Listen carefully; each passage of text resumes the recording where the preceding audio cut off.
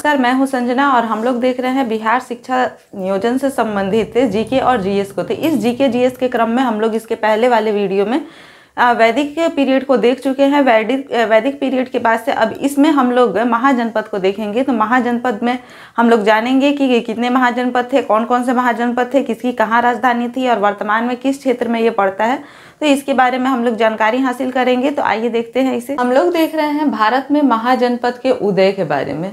तो महाजनपदों का उदय हुआ, इसके पहले हम लोग देख रहे थे कि वर्ण व्यवस्था आ चुकी थी, उसके बाद व्यापार हो रहा था, वस्तु विनिमय प्रणाली थी। तो इस तरह से ये सारी चीज़ें जैसे जैसे उन्नत होते जा रही थी, तो अब महाजनपदों का उदय हुआ, यानी कि छोटे छोटे कबीले अब बड़े हो गए और उसके बाद ये महाजनपद उन कबीलों को जोड़ करके और फिर महाजनपद बनाया गया। तो यहाँ पर हम लोग देखेंगे कि बौद्ध ग्रंथ के अनुसार, बौद्ध ग्रंथ है अंगुत्तर निकाय, बौद्ध ग्रंथ अंगुत्तर निकाय के अनुसार अगर हम लोग देखें तो 16 महाजनपदों की चर्चा की गई है। अंगुत्तर निकाय में कितने महाजनपदों की चर्चा है? तो 16 महाजनपदों की चर्चा की गई है। 16 महाजनपदों की क्या है? चर्चा की गई है।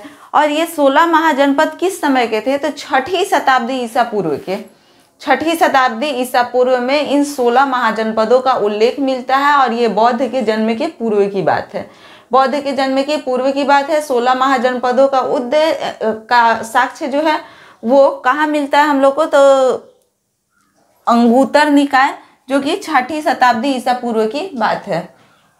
आगे हम लोग देखेंगे एक एक करके। अब हम लोग 16 महाजनपदों को देखेंगे कि वो 16 महाजनपद कौन से हैं, उनकी राजधानी कौन सी है और वर्तमान समय में वह कहाँ पर स्थित है। तो सबसे पहले हम लोग देखेंगे 1 नंबर में, सबसे पहले हम लोग यहाँ पे देखेंगे महाजनपद, उसकी राजधानी और उसका वर्तमान क्षेत्र। ठीक है, यानी कि यहाँ पर हम लोग देखेंगे कि वर्तमान में ये कहाँ पर स्थित है। अब देखते हैं यहाँ पर पहला अंग। 16 महाजनपदों में पहला क्या है? अंग। अंग की राजधानी चंपा थी, अंग की राजधानी चंपा, और ये वर्तमान है भागलपुर मुंगेर में स्थित है। भागलपुर मुंगेर में स्थित है अंग। अंग की राजधानी चंपा और ये वर्तमान भागलपुर मुंगेर में स्थित है। इसके बाद हम लोग देखेंगे मगध। मगध को आगे हम लोग विस्तार से पढ़ने वाले हैं। तो मगध, मगध की राजधानी गिरिब्रज या फिर इसी को राजगृह भी कहा जाता है, गिरिब्रज या फिर राजगृह, और ये वर्तमान पटना गया में स्थित है। पटना गया का जो क्षेत्र है वही मगध का क्षेत्र माना जाता है। और इसकी राजधानी जो थी वो गिरिब्रज या फिर राजगृह में थी। इसके आगे हम लोग देखते हैं 3 नंबर में काशी। काशी की राजधानी वाराणसी थी और ये वर्तमान उत्तर प्रदेश में स्थित है, वर्तमान उत्तर प्रदेश में स्थित है। काशी की राजधानी वाराणसी, वर्तमान उत्तर प्रदेश में। 4 नंबर पे देखेंगे वत्स। वत्स की राजधानी कौशाम्बी और ये वर्तमान इलाहाबाद में स्थित है, वर्तमान इलाहाबाद में वत्स स्थित है और इसकी राजधानी जो थी वो कौशाम्बी थी।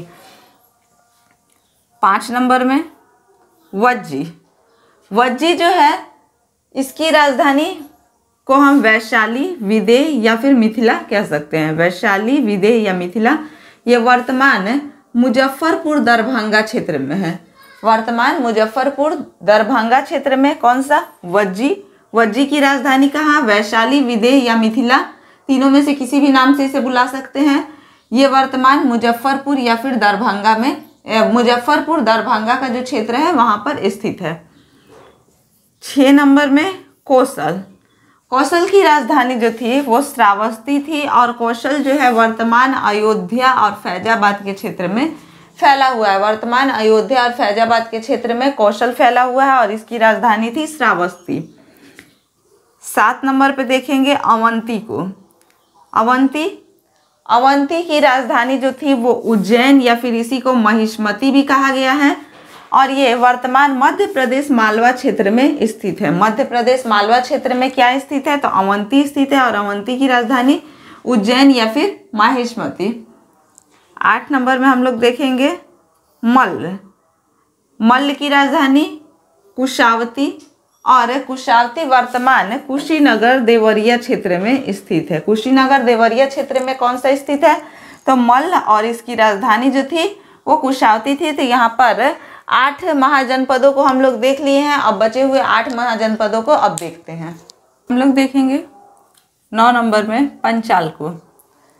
पंचाल की राजधानी जो थी वो अहिछत्र थी, अहिछत्र या फिर काम्पिल्य।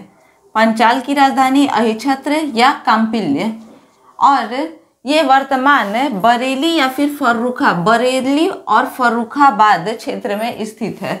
तो बरेली और फर्रुखाबाद क्षेत्र में पंचाल स्थित है और इसकी राजधानी अहिछत्र या फिर काम्पिल्य थी। 10 नंबर पे देखेंगे चेदी। तो चेदी जो है इसकी राजधानी शक्तिमती थी और ये वर्तमान बुंदेलखंड में स्थित है। तो वर्तमान बुंदेलखंड में कौन सा महाजनपद था? चेदी, और इसकी जो राजधानी थी वो शक्तिमती थी। 11 नंबर पे देखेंगे कुरु। कुरु की राजधानी इंद्रप्रस्थ थी और ये वर्तमान आधुनिक दिल्ली और मेरठ के क्षेत्र में स्थित है। आधुनिक दिल्ली और मेरठ के क्षेत्र में कुरु महाजनपद और इसकी राजधानी इंद्रप्रस्थ। 12 नंबर में मत्स्य। मत्स्य की राजधानी विराटनगर थी और ये वर्तमान जयपुर है। ये वर्तमान क्या है? जयपुर है। तो वर्तमान जयपुर कौन सा महाजनपद था? मत्स्य, और इसकी राजधानी विराटनगर। 13 नंबर पे कंबोज।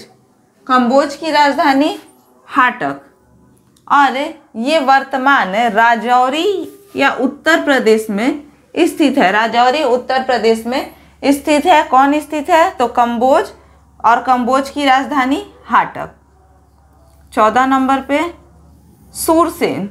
सूरसेन महाजनपद की राजधानी मथुरा, और ये वर्तमान मथुरा में ही स्थित है।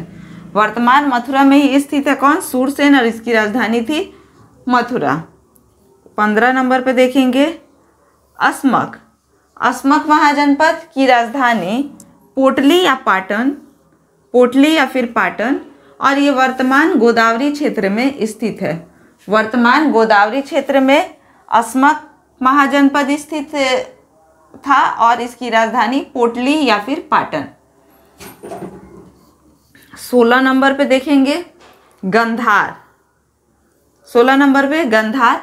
गंधार की जो राजधानी थी वो तक्षशिला थी और ये वर्तमान पेशावर रावलपिंडी क्षेत्र में स्थित है। पेशावर रावलपिंडी ये जो है ये वर्तमान पाकिस्तान में है।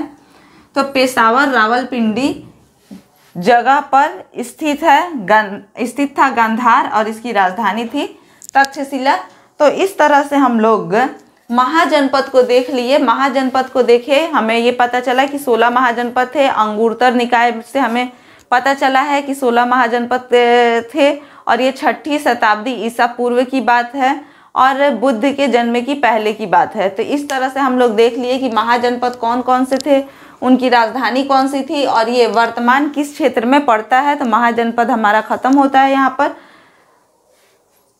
तो महाजनपद अब हमारा यहाँ पर ख़त्म हुआ। आप लोग इसे देख करके देखिएगा, समझिएगा और फिर कमेंट करके बताइएगा, और लाइक शेयर और सब्सक्राइब करना नहीं भूलिएगा।